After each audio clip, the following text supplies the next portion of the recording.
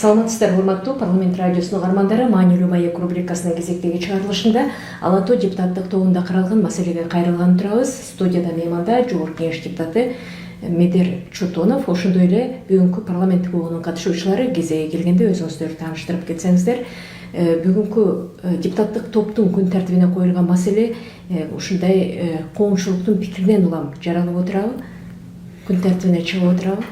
Ооба, албетте. Анткени бүгүнкү күндө бүткүл дүйнөлүк саламаттык сактоо уюмунун маалыматтарына ылайык адамдардын нерв системасына байланышкан жана жан дүйнөсүнө байланышкан оорулар бүткүл дүйнөдө эле биринчи орунга чыкты да. Буга чейин жүрөк жана кан тамыр оорулары биринчи орунду ээлеп келсе, 2026-жылдан баштап ушул тийиштүү оорулар биринчи орунга чыгып, дүйнө жүзү боюнча 1 миллиард 200 миллиондон ашуун адам психикасына байланыштуу оорулар менен жабыркап келери аныкталды. Эми бул чоң социалдык чакырык жана коңгуроо десек болот.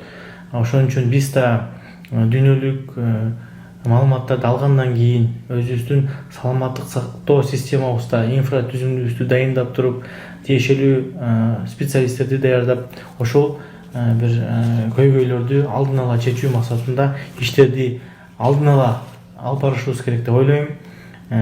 Бүгүн статистика менен жашоонун айырмасы абдан чоң айырма болуп жатат. Анткени ар бир эле ошол аутизм, даун синдрому бар, ДЦП менен ооруган ата-энелер балдарын барып каттай бербейт. Мен ойлойм, официалдуу статистика менен реалдуу жашоодун айырмасы абдан чоң болушу мүмкүн да. Ошон үчүн ушул көйгөйлөрдү коомго ачык алып чыгып туруп талкуулоону чечкенбиз. Ала-Тоо депутаттык тобу менен биргеликте мен учурдан пайдаланып кесиптештериме да ыраазычылык билдирем. Ар кимиси активдүү катышып, өздөрүнүн чечимин, сунуштарын беришти. Чечимдин негизинде биз жогорку кеңешке сунуш бердик. Депутаттык комиссия түзүп, башка топтордон да башка депутаттар менен биргеликте ушул көйгөйлөрдү чечүү боюнча иш жүргүзөбүз. Мына коомчулуктун өкүлдөрү да катышып пикирлерин айтып атышат. Негизинен сиздер бул топко кандай негизде келип калдыңыздар? Сиздердин баштан өткөн бир кандайдыр бир окуя барбы? Эгер болсо, ушул негиздерге мамлекет тарабынан канчалык деңгээлде көңүл бурулуп жатат, айтып берсеңиздер, Саламатсыздарбы? Мен атым Айсулуу Айтимбетова, Бейтаптар коомдук уюмунун төрайымы болом. Андан тышкары өзгөчө баланын апасымын. Бул көйгөйлөр негизи жылдар бою эле ар бир бул маселелерге кайдыгер карабаган депутаттардын атынан дагы көп учурда жарыяланып, айтылып, коомго белгиленет. Бирок тилекке каршы кагазга жазылган мыйзамдарыбыз ошо кагазда эле кала берет да. Себеби дегенде жашоо түрүндө биз ата-энелер көптөгөн мындай камень препятствия деп коет, тоскоолдуктарга дуушар болобуз. Ошол себептен улам биз Бейтаптар тарабынан дагы жана ата-энелер тарабынан Медербек Өскөнбековичке кайрылып, андан мурун деген дагы бул көйгөйлөрдү чыгарып, мисалы үчүн 2 апрелде дагы форум уюштурганбыз. Форумга жогорку кеңештин депутаттары дагы келип катышып кетишкен. Маалыматка таянганда бүгүн мына саламаттык сактоо министрлиги дагы моюнга алып, 73%га аутисттердин саны көбөйдү деди. Ал эми биз эгерде эл аралык ошо ВОЗдун маалыматына таянган болсок, маалыматка ылайык балдардын 1% аутисттерге тиешелүү симптоматика менен төрөлөт деп алар жарыялашкан. Анан бизде эгерде Кыргызстанда 2 миллион 700 бала болсо, 1%ын алып келгенде 27 миң банда бала официалдуу түрдө аутист болуп белгилениш керек. Бирок тилекке каршы мына 2023-жылдын аягында болгон азыркы учурда бир эле официалдык статистикабыз бар. Официалдык маалыматтарга таянсак, болгону азыр 37.600 бала майыптыгы бар деп аныкталган. Анан эгерде ВОЗго таянсак, анда 27 миң бала аутизмге гана чалдыккан болсо, Бул тилекке каршы статистика менен жашоодогу маалыматтар болсо мында асман менен жердей болуп атат да. 37.600 баланын ичинен ар кандай диагноздар камтылган жана 37.600 бул 23-жылдын аягына гана берилген статистика. Ал эми 24 жана 25 жылдын статистикалары азыркы учурда эч жерде аныкталып ачыктала элек. Мынакей ушул коомдук талкууларга сиз дагы активдүү катышып келатасыз. Негизинен Жогорку Кеңеш депутаты буга чейинки чакырылыштарда Айсулуу Мамашева бул темага өзгөчө көңүл буруп келген. Ошондо көтөрүлгөн чечимдердин кайсынысы ишке ашты сиздин көз карашыңызда? Өзүңүз тааныштырып айтсаңыз. Мен бейтаптардын юридикалык жактарынын бирикмесинин негиздөөчүсү жана гепатит менен күрөшүү коомдук бирикменин төрайымы Анипа Надирова. Ооба, биз 7-сазыктагы депутаттар менен 6-сазыктагы депутаттар менен иштешип көйгөйлөрдү көтөрүп келебиз. Бейтаптар менен өкмөттүн жана саламат сактоо министрлигинин бардык министрликтердин ортосундагы пикир келишпестиктерди, аткарылбаган мыйзамдарды, көйгөйлөрдү ортого салып, ар бир ушул кар болгон баланын, ооруган баланын көз жашы сүрткөнгө, ата-эненин жүрөгүн жылытканга жардам берүүгө өзүбүздүн салымыбызды кошуп келебиз. Бул чөйрөдө биз көбүнчөсүн кандай жагдайларга туш болуп калабыз? Бала ооруду, бирок баланы каяка алып барып ким эмне кылып лечение кылгандыгы жөнүндө бизде атайын жазылган клинический протоколдор жок. Демек, клинический протокол жок болгону менен эшикке чыккан ар бир акыл эси бар адам эмнени көрөт? Кайыр сурап жүргөн ата-энени көрөт. Мына былтыр көрдүңүздөр, 3 сыма менен ооруган балабызга адамдар кандай кайгырып ыйлады? 2.600.000 доллар үчүн. Бул бир балага. Бул бир жактуу нерсе. Бизде мындан ары мына өзүңүздөр айтып аткандай аутизм, ДЦП, даун оорулары булар төрөлгөндө кан аркылуу төрөлүп, ген аркылуу берилип, аныкталган балдар булар өмүр бою айыкпай калган жагдайлар бар. Мына ушулар каяка барып кимге дарыланыш керек? Кандай жолдор болуш керек? Аутизм менен ооруган балдарга төрөлгөндөн кийин диагнозу так коюлуп, адистештирилген врачтар жардам берип, башка секторлордагы жардам берген кезде булардын жашап кетүү жакшы, кадимки шарттагы жашоого кайрылуу жөндөмдүүлүктөрү бар. Бизде бүгүнкү күндө ушулар боюнча мамлекетте эчтеке каралбагандыктан биз 7-сазыкта Айсулуу Мамашеванын бийлигишүүсүн, өзүнүн демилгесин көтөрүп, ушул балдардын оорусун айыктырууга жардам берүүсүн сурап келгенбиз. Айсулуу Мамашева өзү тараптан бир эле психологиялык жактан ооруган, жабыркаган балдарга эле эмес, башка нозологияларга дагы жардам берүүгө өзүнүн салымын кошту. Онкологиядан өтө жакшы жардам берди. Мына өзүңүздөр көрүп чыктыңыздар. Ал жерде СМИлер аркылуу дагы көрсөтүлүп атты. Двойной бухгалтерия. Дары келип түшөт, мамлекет бөлүп берет, бирок двойной бухгалтерия аркылуу бул дарылар сатылгандыгы жөнүндө СМИлерден көрсөтүп эле жатпадыбы? Мына ошол дагы Айсулуу Мамашеванын көрсөткөн кошкон жакшы салымдары болуп эсептелет деп айтып кетким келет да. Анан бул балдар көбүнчөсүн өздөрү жүрүү, күнүмдүк турмушка жөндөмдүүлүгү жок болгондуктан биздин ушул балдарыбызга атайын адистештирилген техника, каражат, коляска керектелет да. Ушул жагынан мамлекет бизди почти карабайт. Анткени бала басыш керек, тамак жеш керек, ойнош керек. Бул кыймыл аракети Кудай тараптан чектелүү болгон менен кайра муну реабилитация кылууга жөндөмдүүлүктөрүнө шарттар бар болуп атат. Ошол шарттарды түзүп берүүгө биздин мамлекеттин чабалдуулугу болуп атат. Ата-эне эмне кылат? Үйүн сатат, бул баланы сактап калам дейт. Бул баланы сактап калганча үйсүз, жайсыз калат. Кайра квартира издеп жүрөт. Квартираны бизге бекер бере койбойт да. Мамлекетте андай нерселер каралган эмес. Азыр Кудайга шүгүр, биздин бул 8-сазыктын депутаттары аркылуу ушул сунуштарды киргизип көтөрүп атабыз. Анткени бала дагы аман болуш керек, эне дагы сак болуш керек. Мамлекет өз өнүгүү үчүн бардыгы ушул күчүн жумшаш керек. Бизде кандай болуп калды? Лишь бы мамлекеттин атынан налог салып, жарандарды терисин сыйрагандай эле кылып кыйнап коюп атат да. Ушул жактары бизди өкүндүрөт. Ошон үчүн биз азыр ушул депутаттык топко келип, өзүбүздүн сунуштарыбызды айттык. Бүгүнкү сунушта эч кандай мындай жекечилик болгон жок. Бирок мен бардык сөздү байкап турам, өкмөт жетекчиликтеринин аз камсыз болгон үй бүлөлөргө, жеткиликтүү болбогон үй бүлөлөр деген терминдер колдонот. Ошолор каяктан келип чыгып атат? аз камсыз болгон үй бүлө, майыптуулугу бар үй бүлө деген терминдин өзү бизде дискриминацияга анан стигма алып келет да. Стигма менен эмне болот? Бала уже өзүнүн акыл эсин таанып басып жүрүп калган бала жолдо өтө көп стигмаларга, особенно медициналык учреждениялерге барганда, балдар эс алуучу жерлерге барганда булар сөзсүз түрдө стигмага кабыл алат.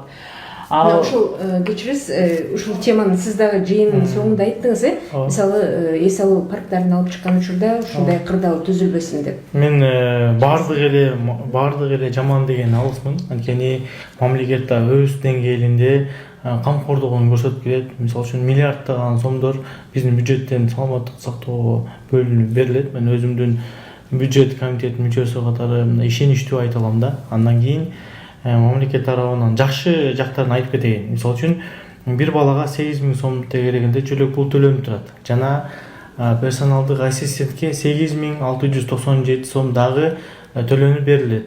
Кийинки майыптуу барларга да кошумча мамлекет тарабынан жөлөк пул каралган. Бишкек шаарында жакшы жаңылык, мэрдин орун басары айтып кетти, тулпар системасы аркылуу коомдук транспортто майыптыгы бар бала жана ассистенти бекер жүрүүгө мүмкүнчүлүк алды. Жана балдарды реабилитация иштери боюнча дагы мен ойлойм саламаттыкты сактоо министринин пландарын көрдүк. Эгер ал пландар реалдуу түрдө ишке аша турган болсо, абдан бир жакшы жыйынтыктар болот. Бирок сөзсүз түрдө биз ал пландарды ишке ашырышын көзөмөлдөп турушубуз керек. Жаранды коом, жогорку кеңештин депутаттары деп ойлойм. МСЭК системасы боюнча да социалдык камсыздоо министринин орун басары да жакшы жаңылык менен бөлүшүп кетти. Оорулардын айрым түрлөрүнө кайра тастыктоо боюнча мурда 2 жыл болсо, 2 жыл болсо азыр мына 5 жылдык, кээ бир ооруларга 18 жашка чейин тастыктоонун кереги жок экенин токтомун кабыл алгандыгын өздөрү кабарлашып, биз менен жакшы жаңылык менен бөлүштү. Жыйындын жүрүшүндө мен кесиптешим Көлүк эжебиздин суроосу боюнча, регистрация боюнча жакшы чечим таап туруп, ушул Бишкек мэриясына караштуу социалдык объектке регистрацияны тургузуп берүү маселесин ошол жеринен чечип берди десем болот. Көптөгөн мындай жакшы маалыматтар, жакшы жыйынтыктар, жакшы ойлор жана чечилүү жолдорун изде тапканга аракет кылдык десек болот. Мен ойлойм, баардык эле биз жаман дей берсек, андай болбойт. Анткени мамлекет бүгүн ар тараптуу өнүгүү жолун издөдү. Колунан келишинче, бюджеттин жетишинче алгылыктуу иштерди алып барат. Жана ошол эле имараттардын салынышы, ооруканалардын салынышы, тийиштүү реабилитациялык аппараттардын алып келиниши боюнча мен коллегам Талай Айтмаматович айтты, Чүй областынын ооруканаларына Япония тараптан көптөгөн жабдыктар бекер берилет деп турабы. Ош областынын ооруканаларына 11 миллион долларлык онкологияга каршы аппараттар берилет. Бул Япония тараптан деп. Аныктоо боюнча. Жана көптөгөн мен ушу коллегаларымдын аткаруу бийлигинин жакшы иштери бар экенин мен билем. Буюрса ошол проекттер миңдеген орундуу реабилитационный борборлор курулуп жатат. Ошолордун баары ишке ашса, мындай жакшы бир жыйынтык беребиз деген ойдомун. Анткени мен ойлойм, аткаруу бийлиги, жарандык активдүү коом, ошол эле жогорку кеңештин депутаттары биз конструктивдүү диалогко келишибиз керек. Биз бул жерде бири-бирибизге сын пикир айтып, кемчиликтерибизди издебей, мен ойлойм, ортого ойду салып туруп, ийирип отуруп, түз кеңешип, ушул механизмдердин иштөө жолун жана реалдуу түрдө өзгөчө балдардын жана ата-энелеринин жашоо шартын, алардын айыгып кетүүсүнө мүмкүнчүлүк жолдорун издеп табышыбыз керек. Анан мен учурдан пайдаланып, эфирден пайдаланып, менин ушул бир адатым бар, бир ишке кирсем мындай түп тамыры менен изилдегим келет да. Анан өзүңүздөр деле уктуңуздар, саламаттык сактоо министринин орун басары эмне үчүн ушул рас оорулар келип чыгыш боюнча даже дүйнөлүк саламаттык сактоо уюмдары да так жооп бере албайт экен да. Бирок менин баамымда ушул биз көп учурда ушул үйлөрүбүздө Wi-Fi коюп алып, анан кийин ушу боюнда бар кезинде ушу энелерибиз ушу денесине өтө жакын уюлдук байланыш менен интернетте отургандыктан, постоянно магнитный облучение алгандыктан, мүмкүн жана тез тамактандыруу микроволновкаларды биз колдонуп жатабыз. Ар кандай бир магнитный полялардын сансыз көбөйгөнүнөн келип чыкты деп ойлойм. Анткени мына статистикага таянсак 1-2% эмес, жылга эселеп өсүп жатат. Растын 2050-жылга чейин ар бир экинчи бала да бул дарт табылышы күтүлөт деп мындай болжомолдор берилип жатат да. Мен ойлойм ушул именно уюлдук телефондорду колдонуу боюнда бар кезинде жана 2 жашка чейин ченемсиз балдарыбызга телефон уюлдук байланышты колуна кармап коюп, аларга мындай туура эмес мультфильмдерди коюп бергендиктен деп ойлойм. Мүмкүн мамлекеттик деңгээлде деле ал мультфильмдердин трансляциясын тыюу салуу жолунда карап чыгат окшойбуз да. Мисалы, Союз учурунда телевизор көрүп атканда аралык жок дегенде 2 метр болуш керек дечи да. Жана түстүү телевизор чыкканы андан дагы кандайдыр бир нурлар чыгышы мүмкүн деген сөздөр тараган ошол кезде. Ал эми азыр телефондо болсо денесине тийгизип жанында алып жүрүп атат да. Анан дагы бир маселени тактай кетсеңиз, мынакей эжек айтпады, үйүн сатып болсо дагы балдардын саламаттыгын, келечегин ойлогон ата-энелер бардыгына даяр турушат деп. Бүгүнкү жыйын жүрүшүндө ошол ипотекалык компания тарабынан ушундай үй бүлөлөргө колдоо көрсөтүүдө кандай мүмкүнчүлүктөр болот деген сөз дагы болду окшойт. Кимиңиздер толуктап айтып бересиздер? Мен айтып көрейин. Мамлекеттик ипотекалык компаниянын өкүлдөрүн да биз бүгүнкү жыйынга чакырдык. Өзүнчө ипотекалык компанияда социалдык өзүнчө программалар бар. Бирок бул жерде көйгөй киреше табуу булагында болуп жатат да. Майыптыгы бар балдардын ата-энелери ошол киреше табуу булагын көрсөтө албагандыктан, анткени алар персоналдык ассистент болуп башка кызматтарда иштей албайт. Ошон үчүн мен да сунушумду бердим. Ал чектөөнү алып салышыбыз керек.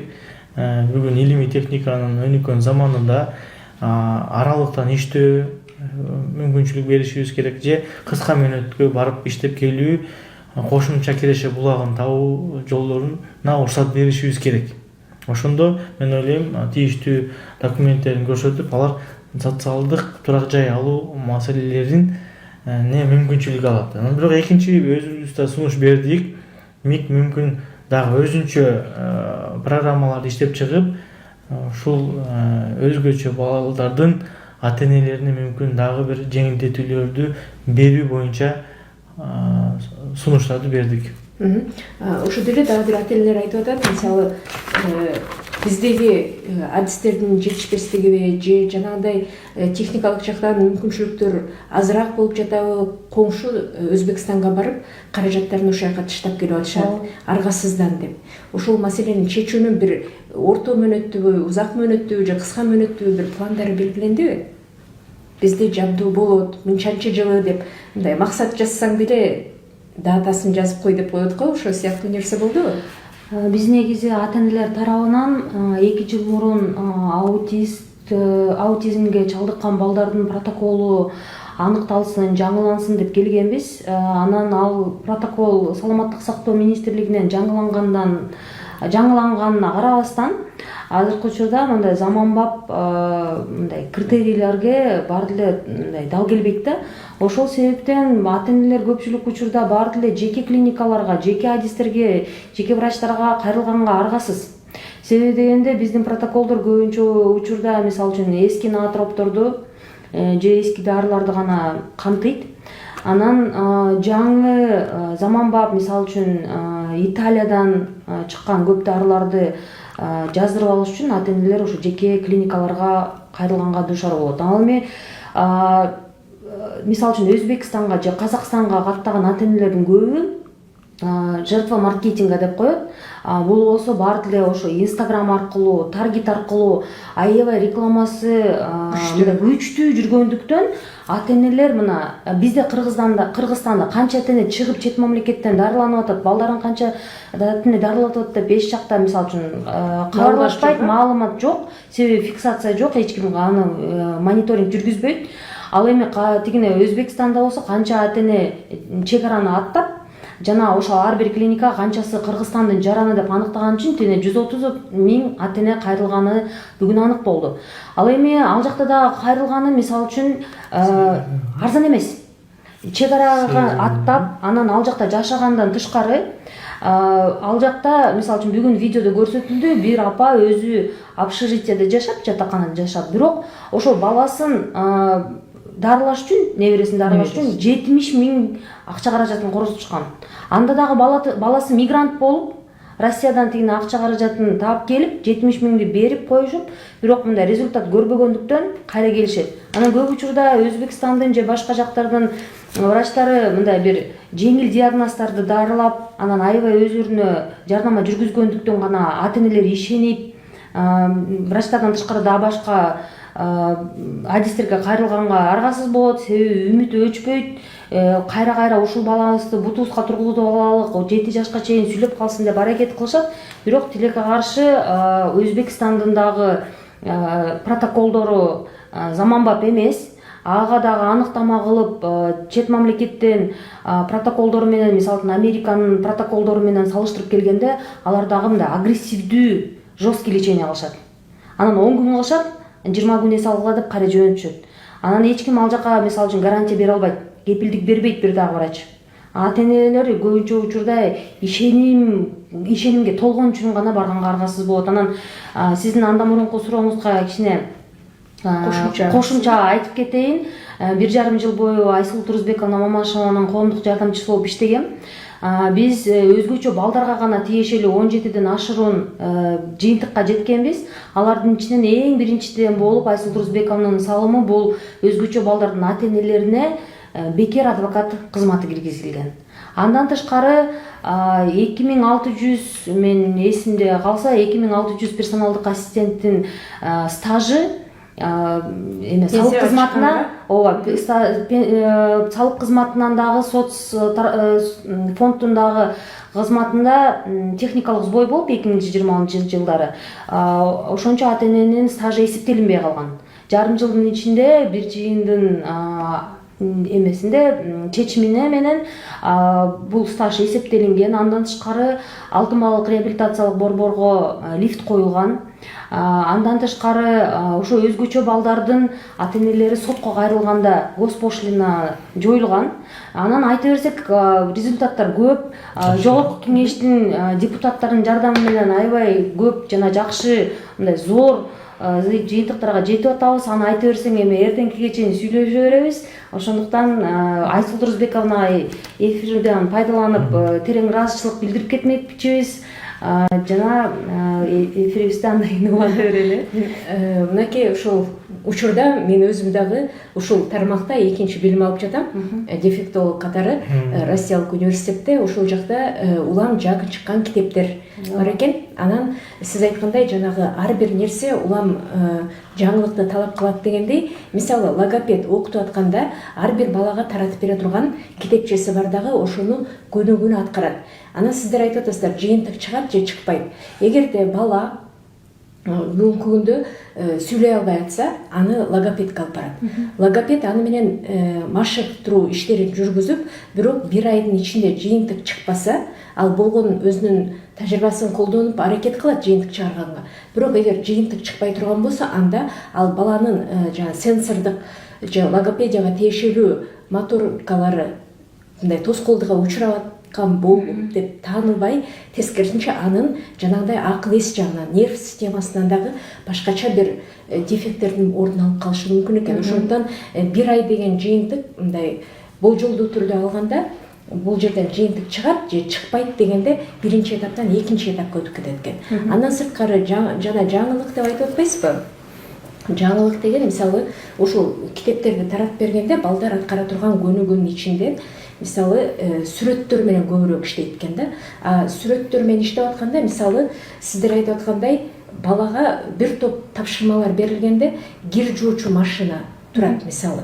Бирок ал жерде бүгүнкү күндө биз колдонуп аткан кир жуучу машина. Ал эми сүрөттө болуп калышы мүмкүн эне мисалы кирди жайып аткан учур болуп калат, колго жууп. Бирок азыр ошондо заман өзгөргөндө колго кир жуулбай калды деген сөз. Ошо заманга жараша китептер дагы жаңыланып туруш керек. Биздин бүгүнкү күндө ошондой коррекциялык борборлордо канчалык деңгээлде адабияттар жетиштүү болуп атат.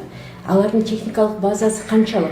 Башкага жетпесе дагы китеп менен камсыздоого биздин мүмкүнчүлүгүбүз кандай болот деген суроону дагы кошо камтып кетсеңиздер деп суранат элек да. Эң туура сиз айткандай бул өтө оорчундуу маселе. Эмне үчүн биз бул маселени көйгөйдү көтөрүп чыктык? Бул биз улутка болгон, улуттун келечегине болгон камкордугубуз сезек болот. Анткени өзгөчө ушул аутизм спектриндеги жабыркап калган балдардын көпчүлүгү 90% эркек балдар. Эркек балдарга тиешелүү маселе экен да. Анан аутизм өзү диагноз коюлса, ал айыкпайт. Ал бул өмүр бою адам менен чогулуп отургандар. Бир гана биздин жардам, саламаттык сактоонун ата-энелердин, коомдун жардамы аларды социалдаштыруу, элементардык турмуш тиричилигине керектүү кыймыл аракеттерди коомдо өзүн алып жүрүү, жүрүм-турумун камсыздап берүү жана коомдун мүчөсү катары кабыл алуу деп түшүнсөк болот да. Ал эми аутизм тегерегинде оорулар бар. Аларды биз канчалык эртерээк аныктап туруп, диагнозун коюп, неврологдордон тийиштүү адистердин жардамы менен ал абалдан чыгарып, нормативдүү балдардын катарына кошууга толук мүмкүнчүлүгүбүз бар. Мен ошон үчүн эмне үчүн коңгуроо кагып жатам? Эгерде балдарыңыздардын тили чыкпай атса, атасынын тили 4 жашта чыкты эле, анан чоң атасы 7де сүйлөдү эле дебестен, тез арада тийиштүү чара көрүп туруп, коңгуроону кагып туруп, толук медобследованиядан өтүп, өзгөчө ал балдардын эң биринчи иш баштаганда кулагын текшериш керек. Угузу барбы же жокпу? Андан кийин калган иштерди жүргүзүш керек. АБ терапия, сенсордук интеграцияга алып барыш керек. Ал жерден алган билимдер калып калыш үчүн ал баланы сөзсүз түрдө бассейндерге, сууга көнүмдүү иш, реабилитациялык иштерге, таза абада жүрүү, ошол эле ива терапия деп коет, ошолордун комплекстүү түрдө кабыл алыш керек экен. Ал балдар эрте укташ керек. Режим болуш керек. Анан көбүнчө табият менен мындай эркин мамиледе жүрүш керек. Жана ал үй-бүлөлөргө моралдык жактан да, материалдык жактан да мындай чоң колдоо керек да. Анткени бүгүнкү күндө менин жеке эсептөөмдө бир балага 50 миңден 150 миңге чейин айына кетет. Акча каражаты кетет да. Бул деген көп үй-бүлөлөрдү экономикалык жактан мындай оор абалга алып келип такап коюп жатат да. Анан ошон үчүн биз социалдык жагында карап, мүмкүн ошол социалдык бассейндер, мен бүгүн сунуштадым, мүмкүн МИГ тиешелүү региондордо, Бишкек шаарыбызда аянттарды берсе, бир 300 квадраттарды жеке компаниялар менен мамлекеттик жеке шериктештиктин негизинде иш алып барып туруп, мүмкүн 1000 сомдук бир сааттык сабагын 500 сом кылып берсек, ал да ата-энелерге жардам болмок да. Суроомду дагы кайталайм. Жанагындай адабияттар менен чыккан китептер менен жаңыртып турсаңыздар болобу? Учкун азыр бир топ иштерди өз колуна алып атпайбы? Мага болсо көптөгөн ата-энелер кайрылат. Ал ата-энелердин ичинде 34-же же болсо башка дагы вспомогательный школа деп коет, жардамчы мектептерде балдарын окуткан ата-энелер бар. Анан биздин негизи эле мисалы үчүн мамлекеттик реабилитациялык борборлордо көбүнчө учурда логопеддер каралган да. Логопеддер болсо бул уже сүйлөп аткан балдарга тиешелүү адистер. Ал эми сүйлөбөгөн балдарга дефектологдор каралган.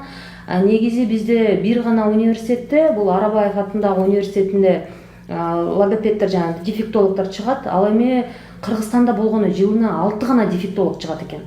Ошон үчүн бизде кадровый дефицит негизи. Ал 6 адис деле 5-курска чейин жеткичекти. Аягына бүтөт. Үчөөсү эле бүтөт экен. Үчөөсү автоматтык түрдө жеке спектрге кетип калышат. Же болбосо өздөрүнүн центрлерин ачып кетип калышат. Же болбосо өздөрү башка жеке көбүрөөк айлык төлөп берген центрлерге кетип калышат. Анан экинчи айта кетчү нерсе, биз болсо өткөндө сунуштадык элек. Мисалы үчүн биз азыр мамлекет тарабынан 100 дефектолог жылына окусун деген учурда дагы булар бүткүчөктү да 5 жыл өтөт.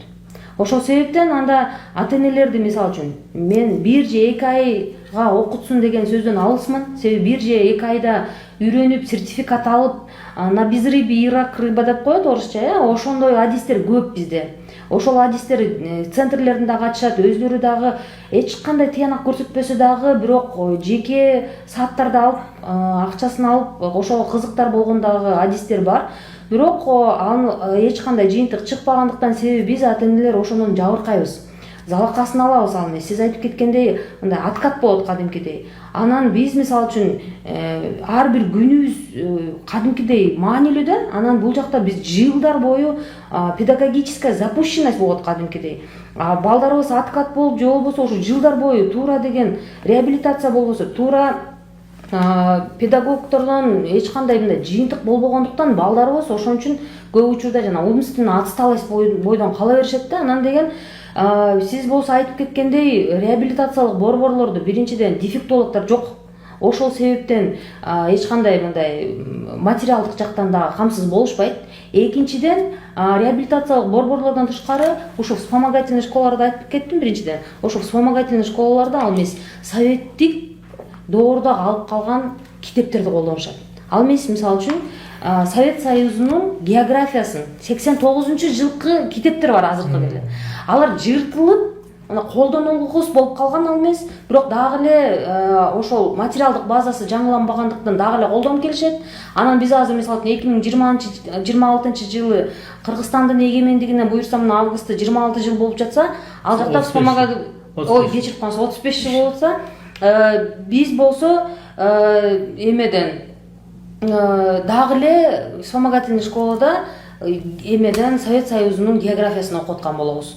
Анан аны болсо эч ким жаңыланбайт, эч ким ага кызыктар болбойт. Андан тышкары биз былтыр болсо инклюзия боюнча кошумча жумушчу топтор, анан жумушчу топторду дагы түзгөнбүз. Анан жумушчу топтун негизинде Казакстандын же Россиянын материалдык базасын колдонуп, ошону Кыргызстанга киргизип, же болбосо ошо кошумча мектептерге да киргизсин десек, азыркы учурда эч мындай ошо пособиялардан тышкары толугу менен программа дагы жаңылана элек. Мынакей Медер Рустамбекович, ушул айтылып аткан сунуштардан улам, бир жылына бир 5 бүтүрүүчү бүтө турган болсо дагы, аларды окутуп аткан окутуучулар кандай болот экен деген суроо жаралат да. Себеби азыр мына эжекелер айтып аткандай, окуу китептерин жаңылаш үчүн сөзсүз түрдө мугалимден биринчи окутуучулар, жогорку окуу жайдын мугалимдери, илим менен алектенгендер ошол окуу программасын карап чыгыш керек болуп калат да. Ошол жагында карап көрсөңүздөр болот экен, чечимиңиздерге дегеним да. Албетте, бүгүнкү мен Айсулуу айымдын сунушуна толук кошулам.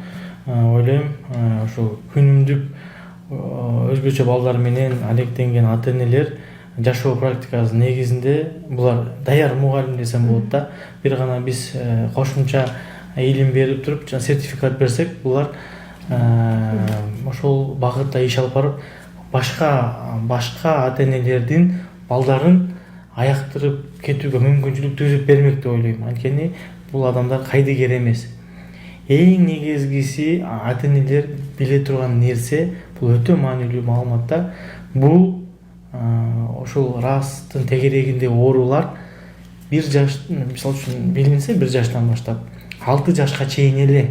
Андан кийин мээнин кабыл алуу мүмкүнчүлүгү азайып, айыгып кетүүсү эми жокко эсептесек болот да. Ошон үчүн сиздерге эгер ушундай көйгөй болсо, ошол балаңыздарды 6 жашка чейин максималдуу түрдө баардык тийиштүү шарттарын коюп, ал балдарды толук кандуу дени сак балага чейин жеткизип алуу, ушул бир жаштан 6 жашка чейин эле мүмкүнчүлүгүңүздөр бар, урматтуу ата энелер. Ушул убакытты текке кетирбестен туура чараларды көрүп, иш жүргүзүп, балдарыңыздардын ден соолугуна кам көрүңүздөр. Анткени абалдан чыгарып албасаңыздар, ал өмүр бою сиздер менен кала турган көйгөй болуп саналат. Анан учурдан пайдаланып айткым келет, бул оору акыркы убакытта массалык түрдө жайылып баштагандыктан, албетте биздин мамлекеттик кызматтын айрым бөлүктөрү жетишпей жатат жана тийиштүү каражаттары, тийиштүү адистерибиз болбой жатат. Бирок мына биз көйгөйлөрдү азыр ачык, айкын алып чыгып атабыз, сунуштап атабыз. Мен ойлойм, бүгүнкү күндө деле аткаруу бийлигинин жоопторун көрдүңүздөр, алар деле кызыктар болуп жатат да. Ушул жоопторго, ушул көйгөйлөргө, ушул чакырыктарга тийиштүү мамлекеттик программаларды иштеп чыгуу боюнча. Рахмат, анда атайын студияга келип бергениңиздер үчүн. Урматтуу радиочулар, маанилүү маек рубрикасынын бул жолку чыгарылышында аутизм, Даун синдрому, ошондой эле дене мүчөлөрүнүн кыймылсыздыгынан кабылган жаш балдардын көйгөйү тууралуу маселе талкууланды. Бул багытта студияда маалымат берип, Жогорку Кеңеш депутаты Медер Чуртонов, ошондой эле бул багытта иш алып барган коомдук уюмдун өкүлдөрү студияда болушту. Программаны даярдап, алып чыккан чыгармачыл топто мен Киприса Сурахманова, Зарылбек Шермаматов болду.